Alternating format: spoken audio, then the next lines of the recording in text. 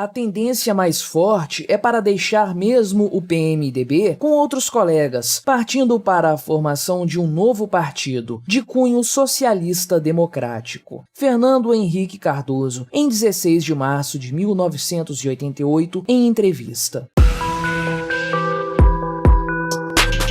Este é o Visão Libertária, sua fonte de informações descentralizadas e distribuídas. Este artigo foi escrito por Pepe D'Ambrosio, revisado por Donda e narrado por mim, Quintessência.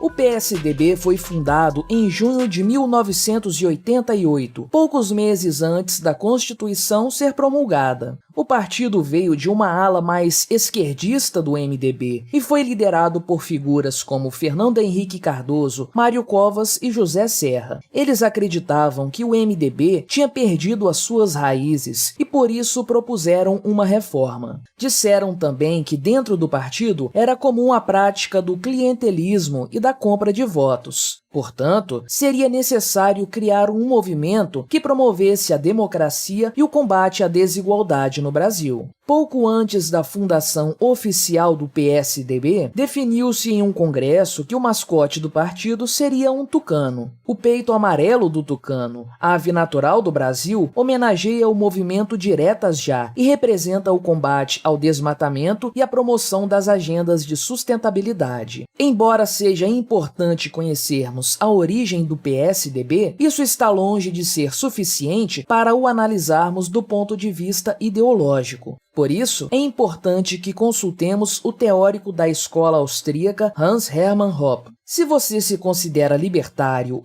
ou conservador e ainda não conhece Hans Hermann Hoppe, alguma coisa está errada. Ele é professor emérito na Universidade de Nevada e é o criador da teoria ética argumentativa. Além disso, o filósofo e economista alemão mudou-se para os Estados Unidos em 1986, onde foi aluno de Murray Rothbard, tendo contribuído com o mestre até 1995. Suas mais ilustres obras são Democracia, o Deus que Falhou, O que Deve Ser Feito e uma teoria do socialismo e do capitalismo, que servirá como base teórica deste artigo. Neste último livro, o autor apresenta as definições de socialismo e as suas principais correntes de pensamento. Segundo Hoppe, socialismo é toda política institucionalizada e sistemática de redistribuição de títulos de propriedade. Basicamente, um regime socialista é aquele que toma os bens privados à força e redistribui conforme algum critério arbitrário, provavelmente de acordo com um planejamento central. Portanto, a diferença entre o capitalismo e o socialismo é o que prevalece em conflitos de propriedade. No primeiro sistema, prevalece quem se apropriou originalmente do bem ou adquiriu mediante compra ou transferência. No caso do socialismo, não são levados em conta a posse ou a apropriação, e sim a força e a vontade do grupo ou partido que comanda a sociedade. Evidentemente, as comunidades mais socialistas tendem a ser mais pobres e violentas do que aquelas que adotam o livre mercado como política econômica. Logo no começo do livro Uma Teoria do Socialismo e do Capitalismo, nos é apresentado o socialismo ao estilo russo. Ele foi implementado pelos bolcheviques após as revoluções de 1917, que derrubaram a monarquia czarista. A partir daí, ocorreu um processo sistemático de estatizações e centralização política no Partido Comunista da União Soviética, fundado por Lenin em maio do mesmo ano. Com o passar das décadas, naturalmente, subiram os custos dos consumidores, dos investidores e dos contratantes, porque havia pouco ou nenhum incentivo para as pessoas continuarem a exercer essas funções. Na União Soviética, os incentivos para produzir eram basicamente dois: o medo do governo e a propaganda comunista, que tentava estimular os trabalhadores a produzirem para a mãe Rússia. Enquanto isso, o país investiu rios de dinheiro para formar um poderoso exército para poder atender à agenda expansionista e beligerante do partido. Ao todo, 15 repúblicas socialistas chegaram a integrar a maldita União Soviética. Além disso, o governo soviético buscou o tempo todo se aproximar dos países terceiro-mundistas, a fim de promover a revolução nesses territórios e, consequentemente, expandir a sua rede de influência internacional. Em meio à Guerra Fria, a União Soviética investiu tanto quanto podia em tecnologia e armamento, sacrificando um pouco de dignidade que seu povo ainda tinha para viver. A verdade é que o socialismo ao estilo russo destruiu o país em menos de 100 anos e a União Soviética também não resistiu, caindo de podre em 1991. O saldo final do socialismo ao estilo russo foi a destruição da própria Rússia, do leste europeu, de Cuba e diversos outros fracassos ao redor do mundo, deixando aproximadamente 100 milhões de mortos. Segundo números oficiais, esses números são 17 vezes maiores que a atual crise sanitária. Atualmente, esse regime político é seguido piamente pela China e aqui no Brasil, seus principais partidos inspirados são o Partido dos Trabalhadores, o PT, o Partido Comunista do Brasil e o Partido Socialismo e Liberdade, o PSOL. Ao tentar levar a teoria marxista-leninista ao pé da letra, a União Soviética mostrou para o mundo o inferno que é esse sistema. Por isso, passou a ser necessário disfarçar as reais intenções de uma política socialista, o que deu origem ao socialismo social-democrata. Para Hoppe, esse modelo nada mais é que uma consequência natural de uma investida socialista. Não há dúvidas de que não é possível sustentar uma política econômica sem algum grau de livre mercado por muito tempo. Por isso, os social-democratas tentam equilibrar o autoritarismo socialista com os recursos de uma economia de mercado. Mas é importante ressaltar uma coisa: tanto o socialismo ao estilo russo, como também o socialismo social-democrata possuem os mesmos objetivos. Segundo Hoppe, ambos são igualitários na motivação, pelo menos em teoria, e ambos têm essencialmente o mesmo objetivo final, a extinção do capitalismo enquanto sistema social baseado na propriedade privada e na fundação de uma nova sociedade caracterizada pela irmandade solidária e pela erradicação da escassez. Uma sociedade na qual todo mundo é pago de acordo com as suas necessidades. Resumidamente, não há tanta diferença ideológica entre o socialismo russo e o socialismo social-democrata. Por outro lado, há uma clara divergência prática. O primeiro busca a socialização por meio do processo revolucionário e o segundo pela democracia parlamentarista. Basicamente, as diferenças consistem no grau de opressão do aparelho estatal. O surgimento da social-democracia admitiu a inferioridade da política econômica da esquerda e passou a procurar subsídio no livre mercado. Como meios adotados para alcançar a justiça social, são utilizadas a tributação, as políticas públicas e o assistencialismo. Enquanto o socialismo russo buscou confiscar todos os frutos do trabalho da população soviética, o socialismo social-democrata confisca o suficiente para manter os seus planos sem depauperar completamente o seu povo. Por isso, ainda há um incentivo para continuar produzindo, poupando e investindo. Por fim, é importante dizer que o nome social-democracia soa bem menos terrível do que socialismo. Isso tem efeito claro no marketing dessas ideias. Aliás, quem não quer usufruir de serviços gratuitos às custas dos mais ricos? A social-democracia ainda está em evidência hoje em dia, e seus principais figurões no mundo são o Partido Democrata de Obama, Biden e Clinton, e o Em Marcha de Emmanuel Macron. Aqui no Brasil, os partidos compatíveis com essa ideologia são o PSB de Márcio França, o PDT de Ciro Gomes e principalmente o PSDB, mas com ressalvas. Para Hoppe, esses são os dois tipos de socialismo mais tradicionais. No entanto, podemos destacar mais dois outros, o socialismo conservador e o de engenharia social. O primeiro pode causar alguma confusão conceitual, pois não se trata de conservadorismo de fato. Na obra Uma Teoria do Socialismo e do Capitalismo, ele descreve o socialismo conservador como o herdeiro do sistema feudal, prejudicando a economia de mercado e favorecendo a sociedade estamental. Hoje em dia, as políticas mais comuns desse tipo de socialismo são o controle de preços, as restrições comportamentais, o protecionismo e as regulações econômicas.